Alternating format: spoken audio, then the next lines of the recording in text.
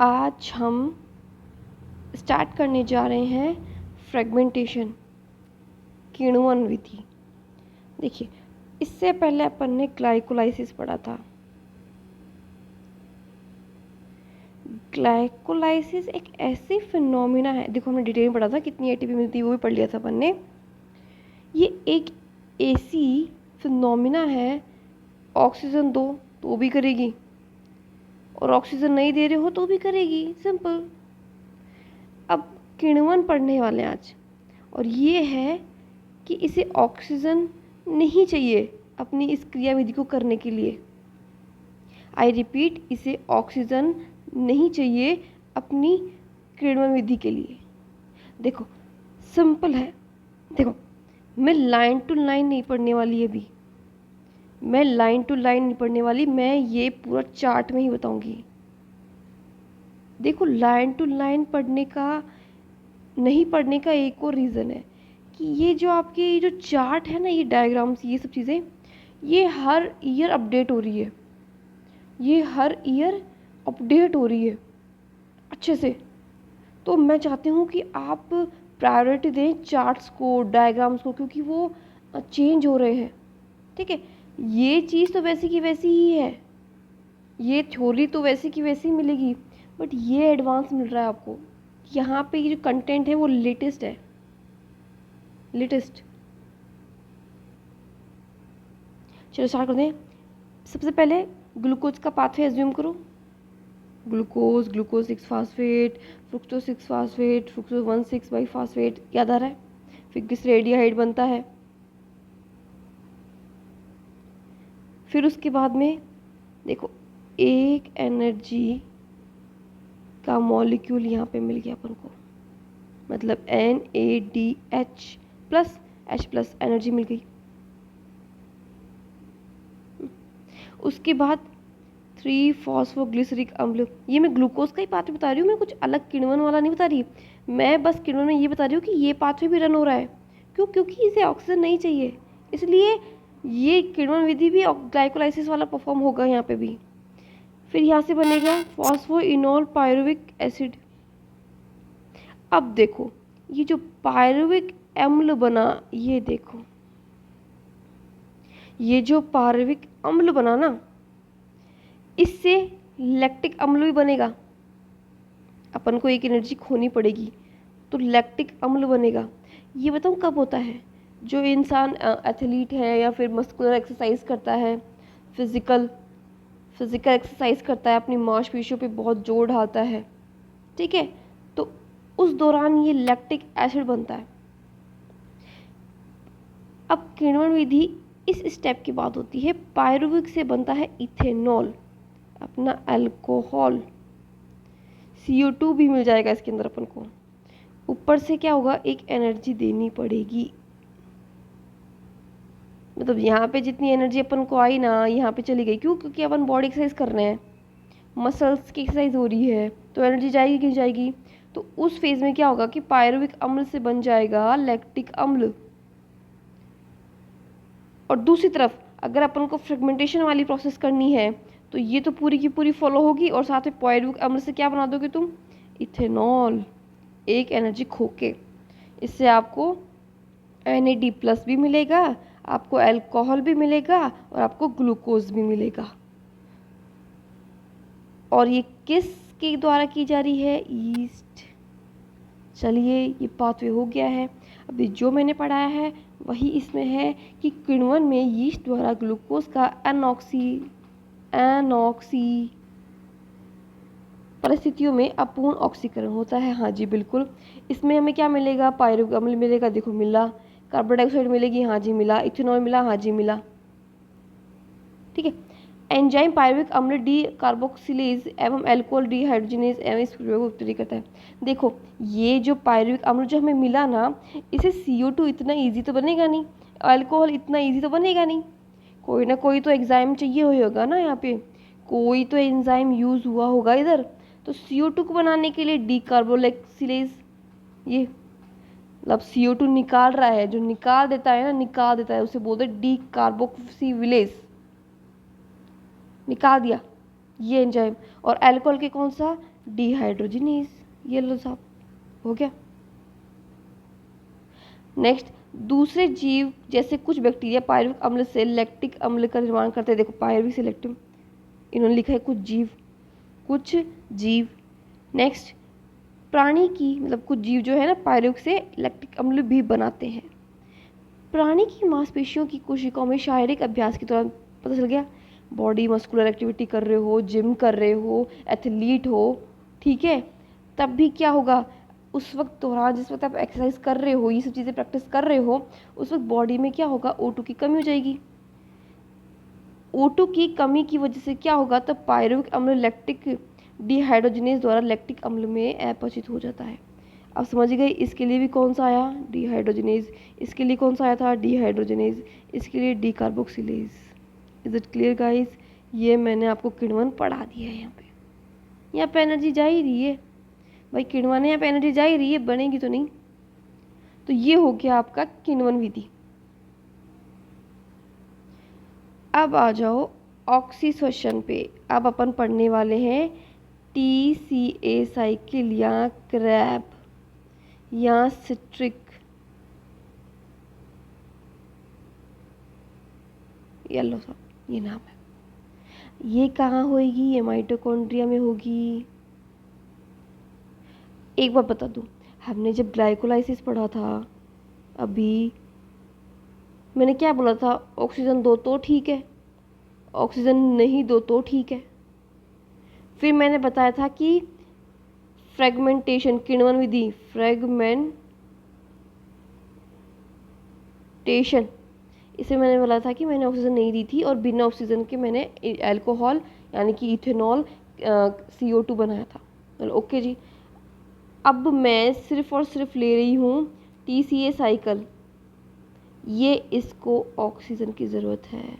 अब समझ में आ गया, जिसको ऑक्सीजन की ज़रूरत नहीं है वो भी पढ़ ली, जिसको ऑक्सीजन की ज़रूरत है वो पढ़ने वाले हैं, और जिसको दोनों दो चाहे मत दो, ये तो परफॉर्मेंस होगी ही होगी। आप समझ में आ गया। अब मैं ऑक्सीडेशन पढ़ा रही हूँ जो कि माइटोकॉन्ड्रिया में होने वाला है। आप देख लो, ये लो जी, TCA साइकिल को क्या बोलते हैं, ट्राई कार्बोक्सिलिक अम्ल, क्योंकि यही बनता है। अब देखो, पायरुवेट से हमने ये देख लिया कि पायरुवेट से लैक्टिक अम्ल भी बनता है। लैक्टिक एसिड कब बना था, जब मैंने मस्कुलर एक्टिविटीज़ की थी, मैं एथलीट थी, मैंने रनिंग की थी, मैंने ओलंपिक्स में गई थी, मैंने जिम की थी, मेरी ऑक्सीजन कम हो गई थी और मेरा लैक्टिक अम्ल बनने लग गया था पायरुवेट की वजह से। एक पायरुवेट स्टेप आ गई जिसमें मैंने अल्कोहल बना दिया था, CO2 बना दिया था। अब पायरुवेट का एक और यूज़ देख रहे हो ना, पायरुवेट कितना काम का है, क्यों ग्लाइकोलाइसिस से ये पायरुवेट बन रहे हैं। पायरुवेट से अब मुझे चाहिए एसिटाइल कोएंजाइम,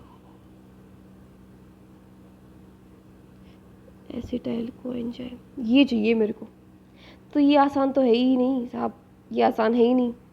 मैंने क्या कहा था कि कोई भी बड़े कार्बन से, ऑर्गेनिक कंपाउंड से छोटा बना रहे हो आप, तो ऐसा तो नहीं बनेगा ना, बहुत तोड़ना पड़ेगा। अब क्या होगा, पायरुवेट से क्या बनेगा, एसिटाइल कोएंजाइम, लेकिन ऐसे नहीं बनेगा। क्या क्या चीज़ ऐड हो रही है, ये ग्राफ रीड करना सीखो, क्या क्या चीज़ ऐड हो रही है, मेरे को बताना जरा, क्या क्या चीज़ ऐड हो रही है इधर। क्या एनर्जी जा रही है ना, एनर्जी आ रही है, मतलब खाना दिया उसके बाद में हमें एनर्जी तो चाहिए ही ना, खाना पहुंचा दे तो क्या उम्मीद करोगे कि खाना खा लिया अब हमने, अब तो एनर्जी चाहिए ना, बॉडी को तैयारी हो रही है ना एनर्जी देने की।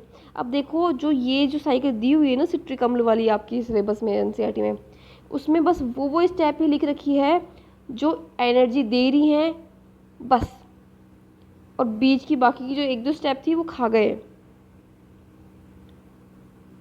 बीच की जो स्टेप थी वो खा गए हैं, उड़ा दिए। अब कुछ सोच के ही किया होगा उन्होंने। ठीक है, अपन स्टार्ट करते हैं, अपन पूरा पढ़ेंगे।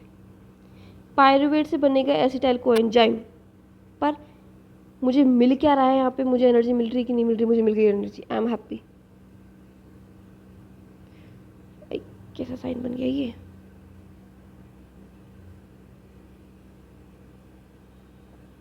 मिल गई एनर्जी। क्या CO2 मिला मुझे? अरे यार CO2 मिल गया हमें। क्या मुझे ऐड करना पड़ रहा है कोई एंजाइम? जी हाँ, तब जाके मुझे एसिटाइल को एंजाइम बना। अब ये क्या, इसका मॉलिक्यूल किस में जाएगा? ये आगे जाके बनाएगा सिट्रिक अम्ल। जो पहला पाथवे होता है ना, उसी के बेस पे नामकरण कर दिया गया है सिट्रिक पाथवे। देखो, सिट्रिक अम्ल पाथवे। अब यहाँ से क्या होगा? यहाँ से क्या हुआ? देखो, सिट्रिक अम्ल से अल्फा कीटो ग्लूटेरिक अम्ल बना। सिट्रिक अम्ल से अल्फा कीटो ग्लूटेरिक अम्ल बना। इसके लिए क्या मुझे एनर्जी मिली? हाँ मिली। CO2 मिला? हाँ जी मिला। एनर्जी कई बात पे इसमें एनर्जी मिल रही है ना, बस वो टर्म से लिखी है। सिट्रेट के बाद आइसोसिट्रेट भी बनता है, वो स्टेप चली गई है। देखो वो स्टेप इन्होंने गायब क्यों की है, मैं आपको रीज़न बताती हूँ। ये गायब क्यों की है? क्योंकि सिट्रिक एसिड के बाद जो आइसोसिट्रिक फॉर्म बनती है ना, वो बहुत ही कम समय के लिए बनती है। मतलब जो सिट्रेट है, सिट्रेट के बाद आइसोसिट्रेट बनता है ना, वो बहुत ही कम समय के लिए बनता है और उसमें कोई ऊर्जा मिल भी नहीं रही है अपन को। तो इसी वजह से वो स्टेप हटा दी गई है कि ये तो बहुत ही कम समय के लिए बनता है। फिर क्या बनता है? अल्फा कीटो ग्लूटेरिक अम्ल। ये देखो, अल्फा कीटो ग्लूटेरिक अम्ल, ये कंपाउंड बनता है। देखो मैंने यहाँ से एक कार्बन रिलीज कर दिया, 6 कार्बन का था, 6 कार्बन थे, एक कार्बन रिलीज कर दिया, कितने बचे? 5 कार्बन। मतलब ये कैलकुलेशन तो हो ही जाएगी, 5 कार्बन बचे कि नहीं बचे? देखो, अब मैं इसमें से एक कार्बन और निकाल दूंगी तो क्या मुझे 4 कार्बन मिलेंगे? बिल्कुल मिलेंगे। तो अल्फा कीटो ग्लूटेरिक अम्ल से मुझे क्या मिलना चाहिए अब? सक्सेनिक अम्ल। अब जो सक्सेनिक अम्ल है वो इतनी जल्दी तो मिल नहीं सका। इसके बीच में भी एक स्टेप थी, सक्सिनाइल। कोई बात नहीं, क्योंकि उसमें कुछ मिल नहीं रहा था ना।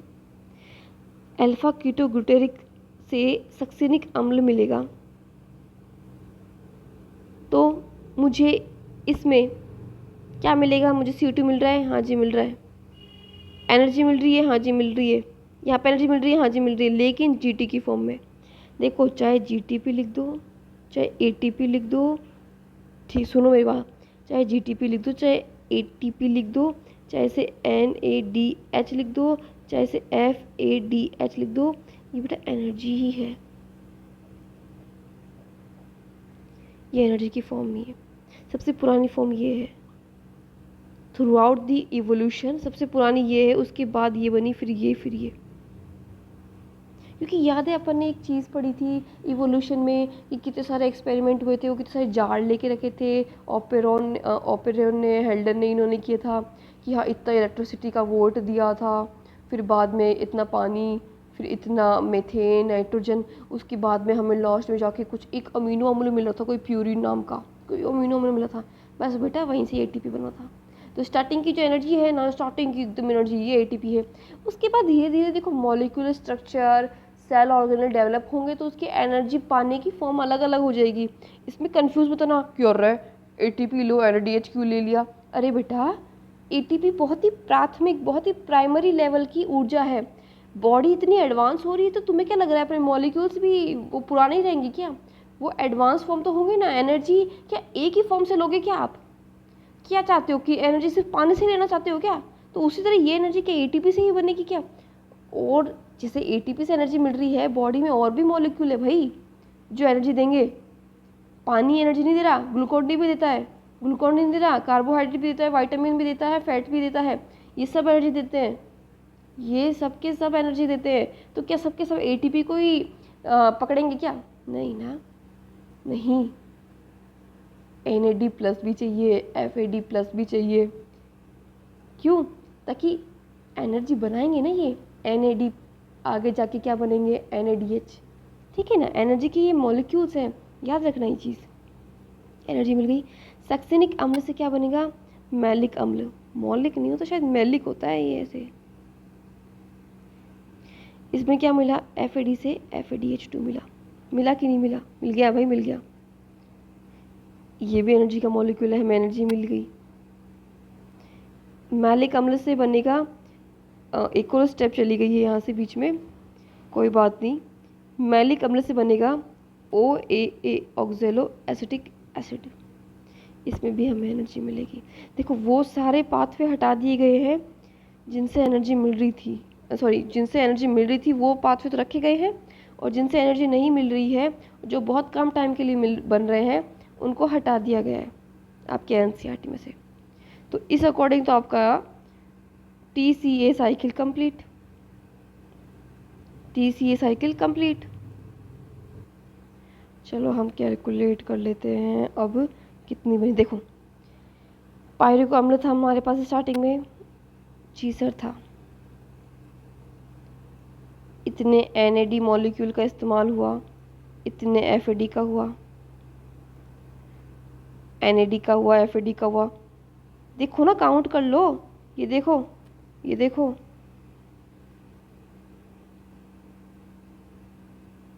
ठीक है। 4 NAD लगे, क्योंकि ये 4 के 4 NAD क्या बनाएंगे, 4 NADH बनाएंगे। फिर 2 वाटर मॉलिक्यूल मिल जाएंगे। फिर ADP काम आएगा, क्योंकि ADP से ही तो ATP बनता है, GDP से तो GTP बनता है।